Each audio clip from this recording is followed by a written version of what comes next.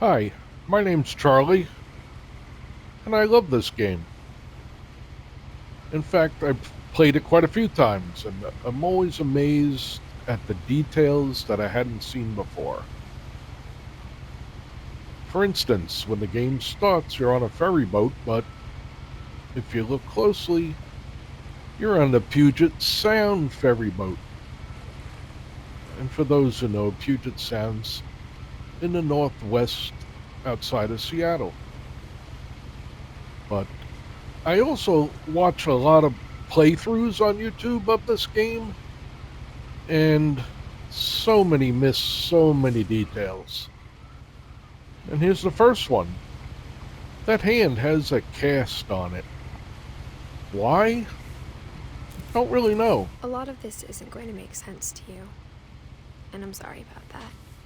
I'm just going to start at the beginning, with the house. But now when I watch a playthrough, there's three things I want to see if the player discovers. And the first is right over here. Someone had put up a chain link fence, but it looked like I wasn't the first person to hop it. So somebody's been hopping the fence besides Edith, our narrator. And then, of My brother course, Milton disappeared when I was 4. It was like the house just swallowed him up. the house swallowed him up.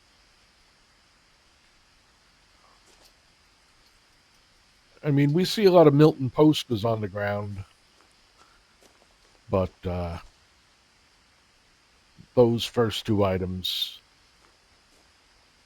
are important for the storyline.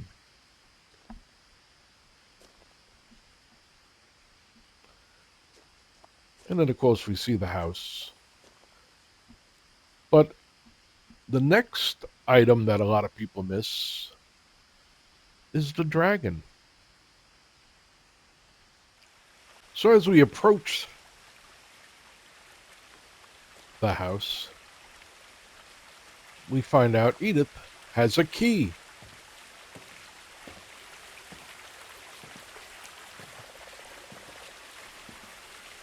In her will, my mother left me a key, but didn't tell me what it unlocked. Hmm.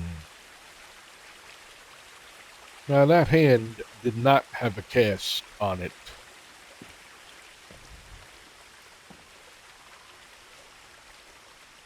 Another detail that we'll find out the meaning of later. In fact, much later.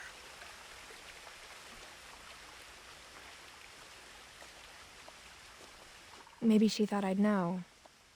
Or she thought that the mystery would be enough to bring me back. The mystery. Yeah, it's all about the mystery of the Finches. So we'll skip ahead to the house. So now, as we approach the house, we see an old truck that we'll see again. But one detail that kind of sets the location is this Washington state license plate. But there's a dragon over here that a lot of people notice and don't investigate. So let's investigate it. I asked Edie once about the dragon in the pond. She said it had killed her husband. I was 6. It seemed like an odd joke to me, even then. Yeah, an odd joke that we'll find out more about. Now, here's all those Milton missing posters that are everywhere, but to me, it's that first one that's important because you could read it, but they are everywhere. Oh, there's my shadow. Now, I understand a lot of people when they first see the house, it's kind of overwhelming, and there's a tree growing up and a lot of rooms built on. But if your mother left you a key in her will, wouldn't you try it in the front door? And that annoys me when I see people just go right to the garage and never put the key in the front door. But okay, I think the detail that is important to me, and the third one I judge playthrough videos by, is do they know to look through the peepholes? Now, the first one you actually look at, if you go to the front door, is the mail slot. You can look in for a bit, but so many people get suckered into the doggy door right off the bat, and it's a point of no return. Once you go in, you're in. You can't come back out here. But once you're inside, you kind of get the peephole thing, hopefully. But this peephole is the one that I really like to see people discover. The house felt like it had always been here. Even the swing set was older than my mother. Yeah. Another foreshadowing. We find out in the game what happened with that swing, and it's Calvin. But we also can see a statue up there that's looking out onto the water, and of course we find out that's Odin, who built the original house. And what's he looking at in the water? There's some wreckage. And of course we find out it's the original house. So again, foreshadowing.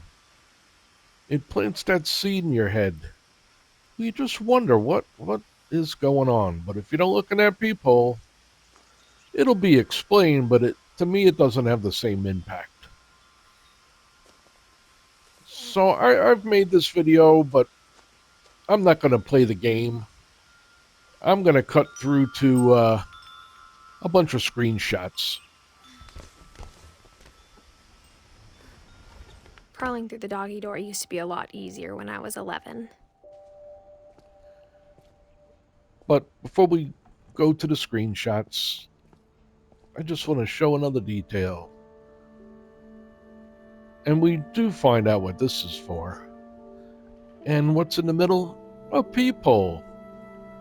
And it bugs the heck out of me when people don't get the peephole aspect, but maybe look through one and not all of them. Because that's, again, a big foreshadowing. Well, enough of me talking and playing the game. I'm going to leave you now, and we'll go to a series of screenshots that really show a lot more details than I could show by playing. So we'll be there in just a second. So as soon as people go into the house, the detail a lot of people see is the picture on the refrigerator, which shows the family near the end and before Lewis's death.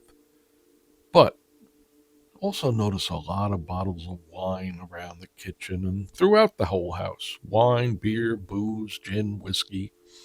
But the detail I want to point out is the date on the bottles of wine.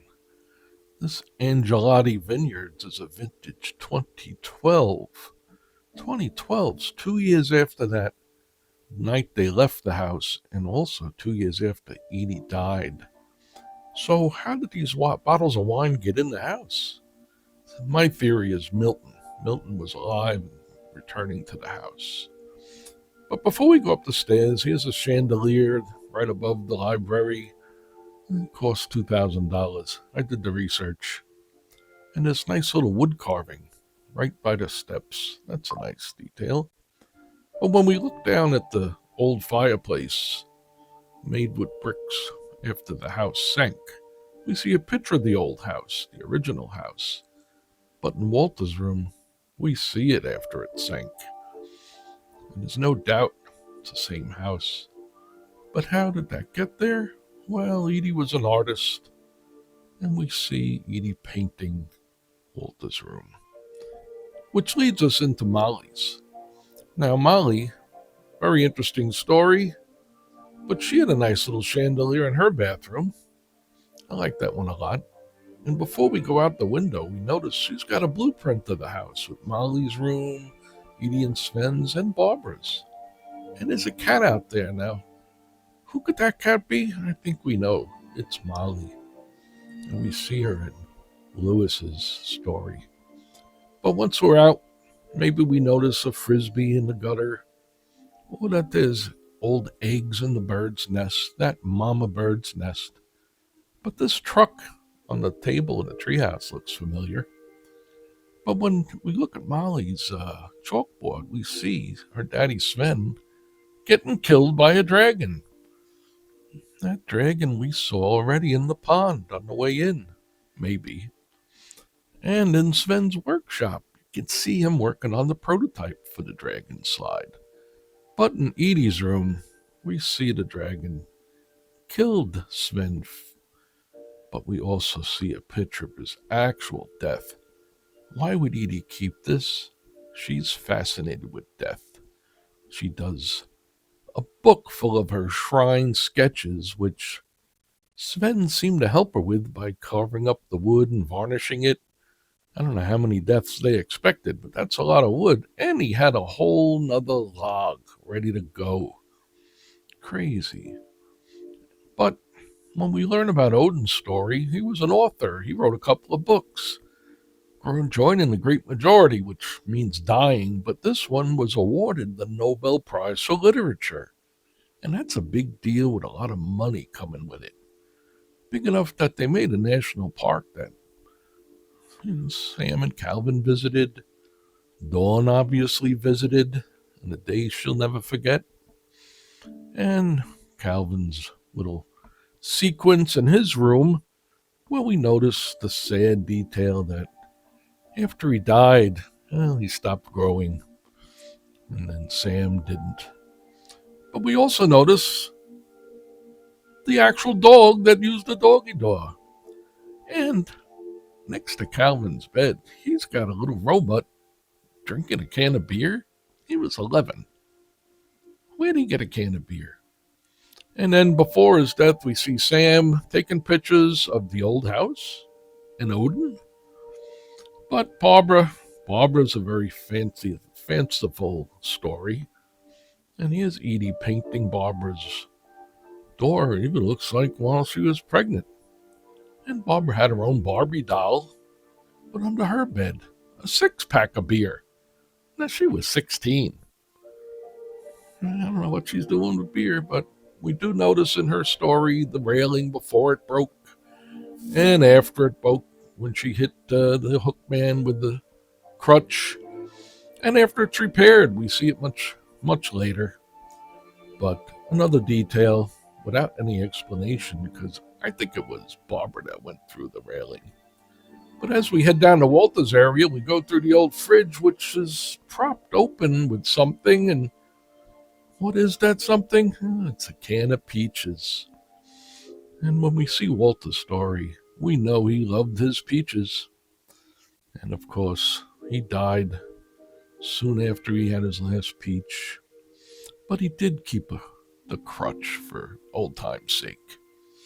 Now, when we leave Walter's area, we see chairs in the trees, but it's not until Gus's story that we find out why. When he flew his kite, it sucked the chairs up, but there was a totem pole, and it looks like that bottom character is old Odin holding up his house. Right above him looks like Barbara holding the crutch. And then above Barbara, I guess that's Calvin on a swing. And the very top looks like Molly. Molly with her wings. But the totem pole's still standing. It's not till we walk by much later. And in Sven's, we see him building, the Molly and the Calvin parts. But here's old Molly on the ground. So my theory is that the totem pole is what killed Gus.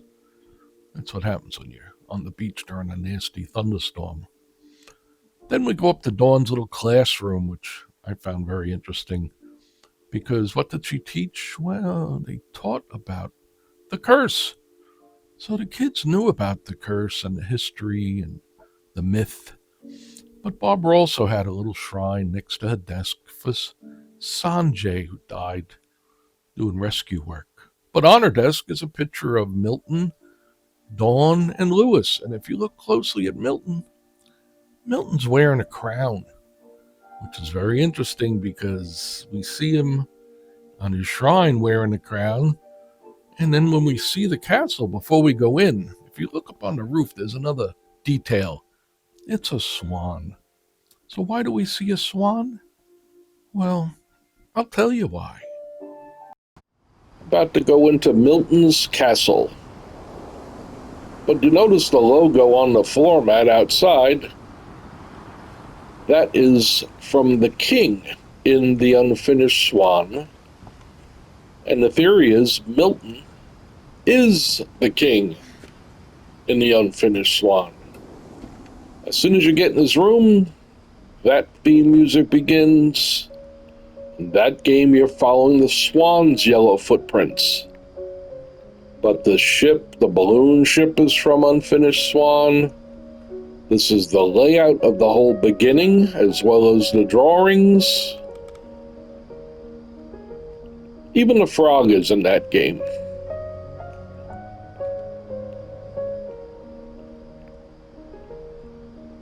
And the developers of the game have said that Milton somehow became the king in Unfinished Swan. So he drew the land, and the pictures, before he somehow went to this magical land, that he had thought about and designed in his head. And we'll see, a lot of these pictures are still with him today. So I will now magically transport us to the Unfinished Swan and show you. And here we are in the Unfinished Swan, about to enter the king's first castle. And right away we see the king's logo that we saw in Milton's room. Along with the boat. Some paintings that look remarkably familiar.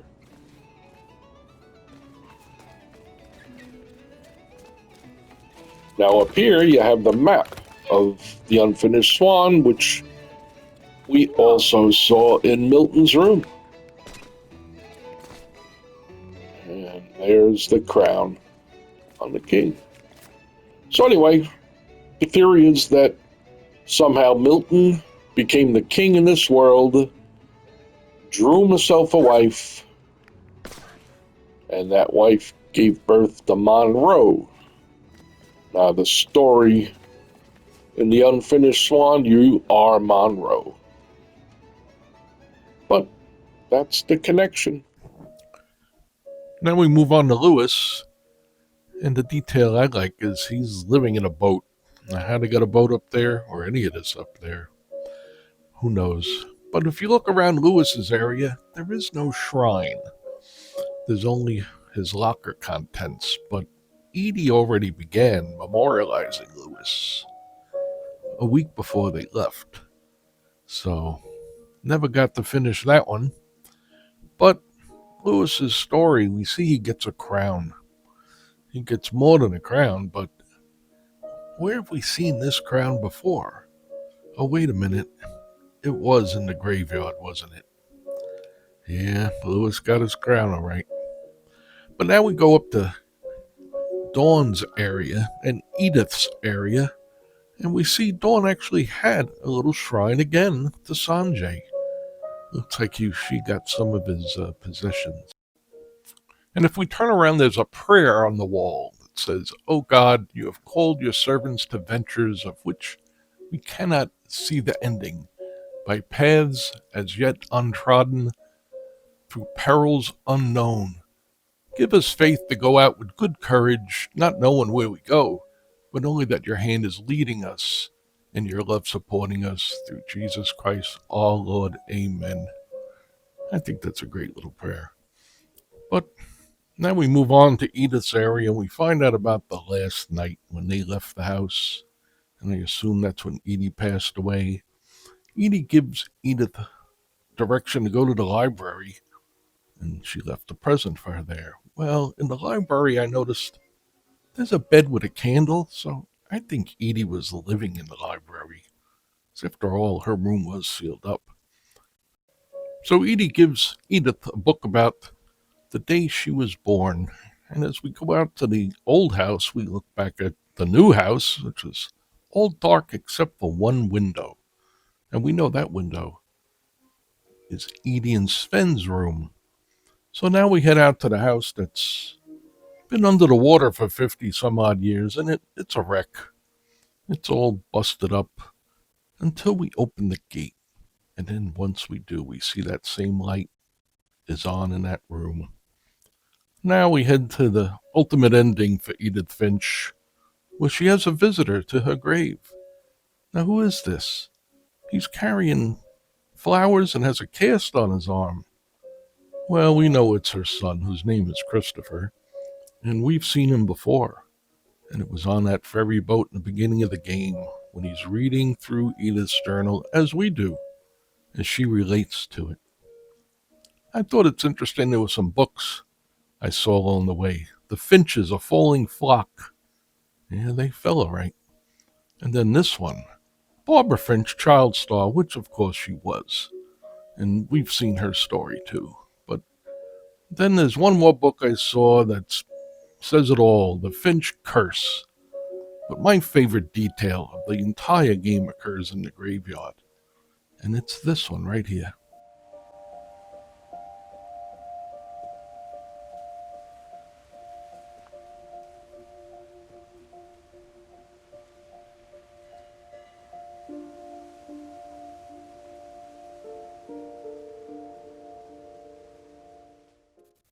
So that's my little video about my favorite game of all time, What Remains of Edith Finch.